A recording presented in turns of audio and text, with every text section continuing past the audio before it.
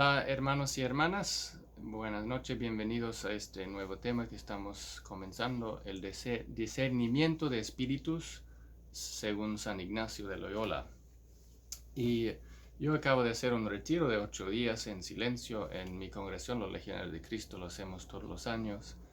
Y esto es una fórmula de retiro que concibió San Ignacio. Y es uno que pues hay muchas personas, miles y miles de personas a lo largo de los años que han experimentado gran luz, gran ayuda en estos retiros. Y parte de ese retiro es lo que Ignacio de Loyola pues llama el discernimiento de espíritus. El término viene de San Pablo, que habla como un don del espíritu, de discernir los espíritus. Y San Ignacio de Loyola, cuando habla de discernir espíritus, ¿de qué está hablando? Y pues se podría decir de una manera sencilla que se habla del influjo o de Dios o espíritu bueno como ángeles, pero obviamente al final es la acción de Dios, o espíritus malos que nos quieren apartar de Dios. Y entonces nosotros vemos en nuestra vida el influjo, ¿no? Por ejemplo, cuando sentimos, hay momentos cuando hay un gran deseo de orar y ir a la misa es muy fácil, quiero ir, quiero estar ahí con el Señor. En mi corazón hay una paz, un sentirme muy cerca a Dios, y las escrituras cuando las abro están hablándome fuertemente. Y pueden haber otros momentos cuando pues todo es muy pesado y muy difícil, y la última cosa que quiero hacer es ir al grupo pequeño como están haciendo esta noche, y todo es difícil, ¿no? Y entonces San Ignacio de Loyola habla de cómo Dios nos está influyendo en el primer caso y el diablo en el segundo, que nos quiere apartar de Dios. Y él en sus reglas del discernimiento de espíritus nos da 14 reglas para ayudarnos a saber cómo actuar en esos momentos, o sea, cuando estamos llenos de fervor, o esos momentos cuando estamos más secos y nos cuesta más rezar y estar con Dios. Y estas lecciones de San Ignacio son algo muy práctico, y yo en mi experiencia veo que todas las personas pueden identificar esos momentos en su vida, y es algo que todos han experimentado. Entonces en ese aspecto es un poco diferente de algunas enseñanzas de otros grandes santos como San Juan de la Cruz o Santa Teresa de Ávila, que a veces están hablando de cosas, fenómenos místicos muy elevados, y la gran mayoría de las personas no ha experimentado esas cosas, y nos cuesta mucho más entender lo que quieren decirnos. Pero en estas reglas de San Ignacio son cosas mucho más ordinarias, y en ese sentido se me hacen muy prácticos y muy útiles para todos, ¿no? Entonces cuando los llamamos pues reglas, ¿qué quiere decir eso? Y San Ignacio, como dije, tiene ese retiro que se llaman ejercicios espirituales, y es un poco para el alma. Nos quiere ayudar a cómo ponernos en forma, un poco como el cuerpo necesita ejercicio para estar en forma, pues él dice también que el alma necesita eso. Y pues las reglas que él da como una parte de ese retiro de ejercicios espirituales son también puntos muy prácticos que nos pueden ayudar a, pues entender cómo estar en forma espiritualmente. Un poco como un entrenador que quiere entrenar a alguien a jugar tenis, tiene que darle las reglas, ¿no? Tienes que de tal manera pegar la pelota y buscar pegarla en la esquina y todo eso, ¿no? Entonces, en la vida espiritual, San Ignacio nos da unos puntos, unas reglas muy concretos de cómo actuar cuando estamos en esos altas o bajas en la vida espiritual, que es normal, que todos vamos a experimentar esa sube y baja en nuestra vida espiritual, pero cómo manejarlo, ¿no? Y pues para comprender un poco mejor de dónde viene esta enseñanza de San Ignacio, nos ayuda a entender quién es San Ignacio y un poco de su historia.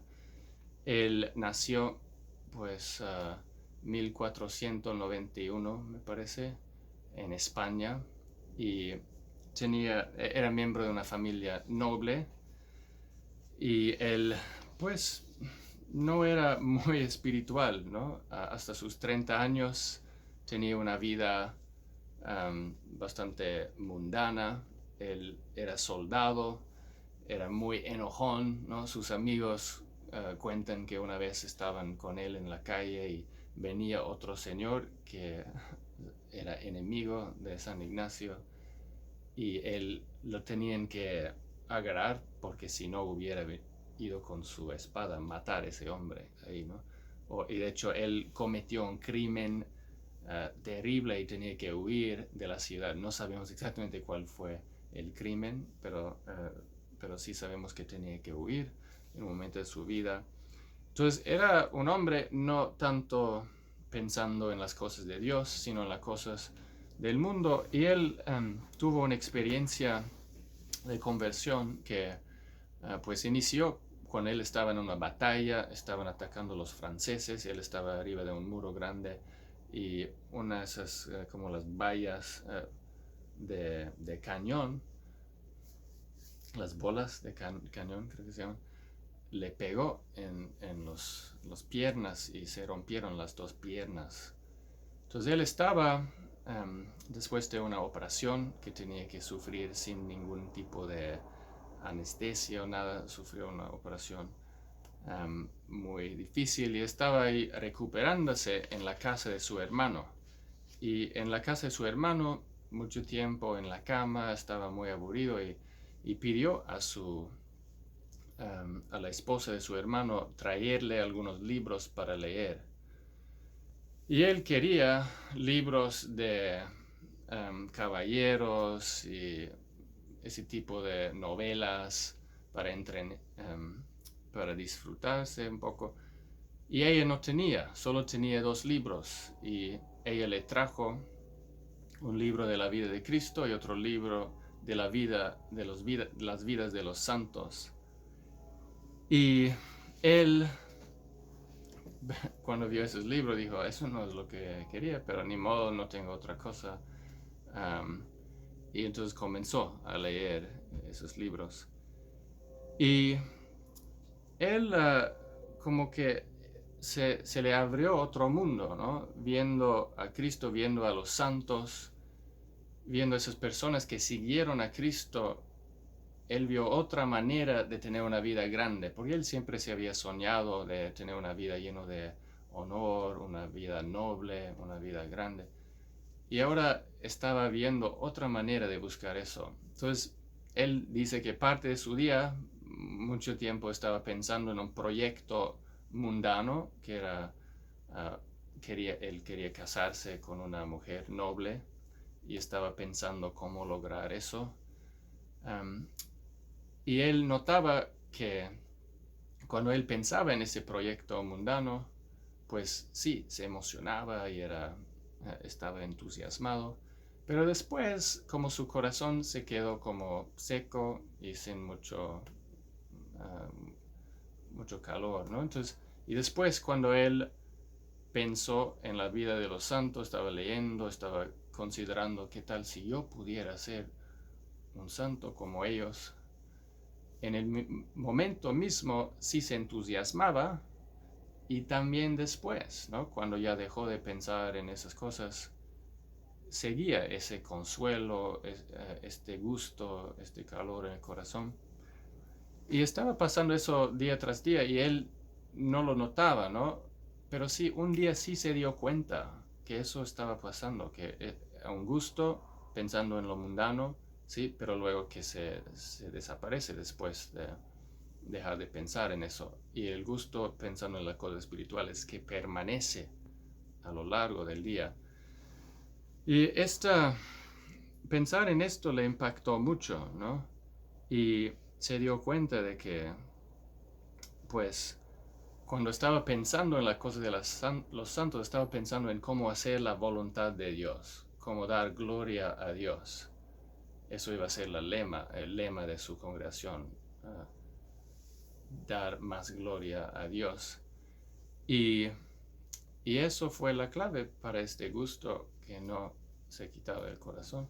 Y se decidió, pues, tomó la decisión firme de rechazar los proyectos mundanos, todos los sueños que había tenido, y de seguir solo a Cristo, ¿no?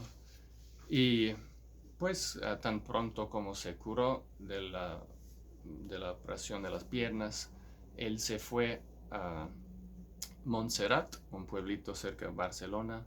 En España hizo una preparación de 3 días para una confesión muy larga de toda su vida, y eso fue un momento clave. Y después se fue a un pueblo que se llama Manresa, en España. Yo fui a visitar esos lugares con un grupo de jóvenes hace 5 años, y visitamos una cueva ahí donde él vivía como un año. Estaba yendo a la misa en la iglesia cerca todas las mañanas, y el resto del día estaba rezando horas y horas. Y él hizo su propio retiro de ejercicios espirituales, y eso fue lo que él luego dio al mundo para ayudarnos a nosotros también tener esa experiencia de Cristo. Y pues él, después de este año, reunió un grupo de jóvenes que tenían los mismos deseos de él, de ser santos, de agradar a Cristo, de luchar por él, y fundó la congregación de los jesuitas.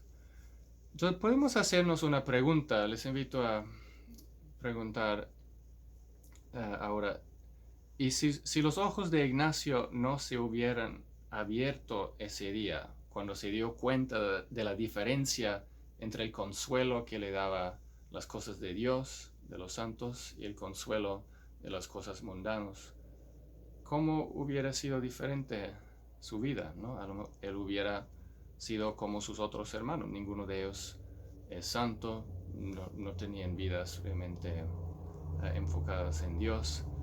Cómo hubieran sido las vidas de San Francisco Javier, uno de los primeros compañeros de San Ignacio, de San Edmund Campion, de Stanislav Kostka,